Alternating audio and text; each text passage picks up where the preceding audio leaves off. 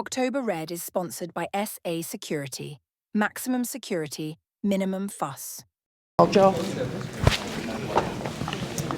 I'm absolutely delighted to be joined by Joseph Parker, who's yawning. Yawning? Was you just yawning? No, was you just...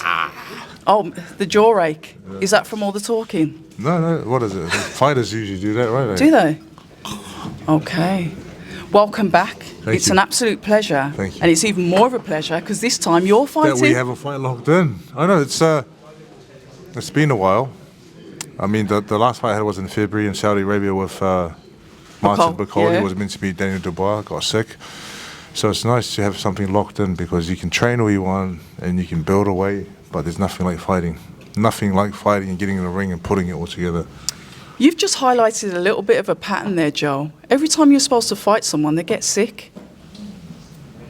I've just clocked that. Listen, are you scaring the fighters off? No, I wouldn't say scaring. Sometimes, I feel like Dubois came into the Saudi Arabia, right? He arrived in Saudi Arabia on fight week, and I was there for 3 weeks. And I think it takes time to adjust when you're flying. I don't know. For me, it takes time to adjust, and you have to be there, and you have to get everything right. There's no point having a great camp, and then you get it wrong in the last minute.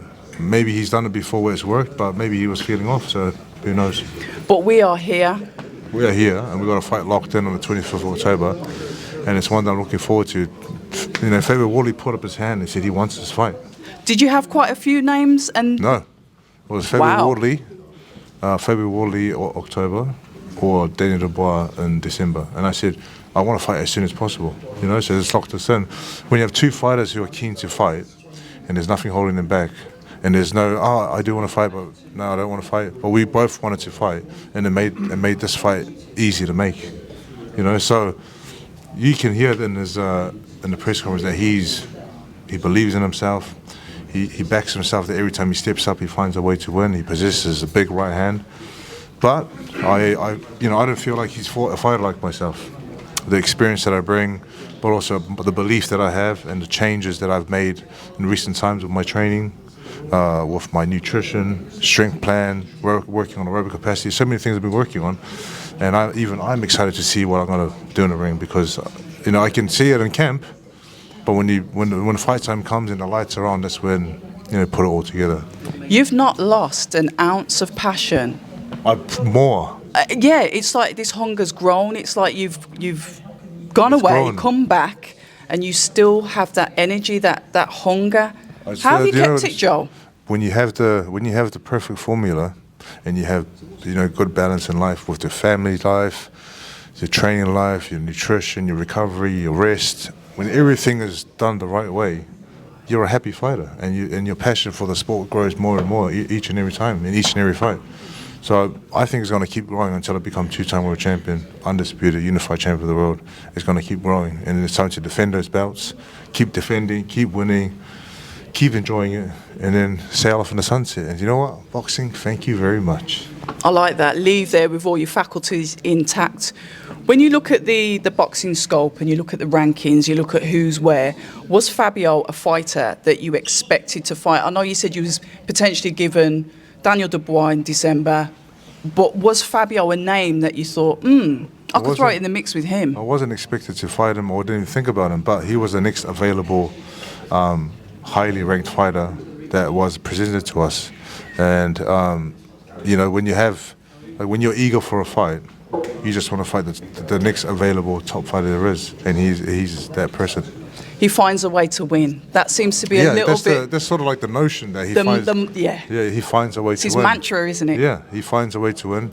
But it's, can he find it with me? I'm a totally different fighter to everyone he's fought. I know he said, as much belief as you want to have, and as much as you have the experience, and you're getting better and better, and you find a way to win, I think that's not enough for me. That's not enough for fighting someone like me. The thing is with you, he may find a way to win, but you've been down and you've got up. That's something that he's not experienced. What is it, Joel, when you go down? How do you find... Okay. The will to win, the will to never give up, the will to fight to the very, very end. Not every fighter's got that, though. No. So what makes you different? And that's what makes you more dangerous, right? I'm born with that. I'm like a warrior. Us people from New Zealand and mostly from Samoa, we're warrior people, right? And even if you have all that, if you don't have the right training or the right everything, there's no point having that. But now I have that and everything else, right? And then it just makes that much more better.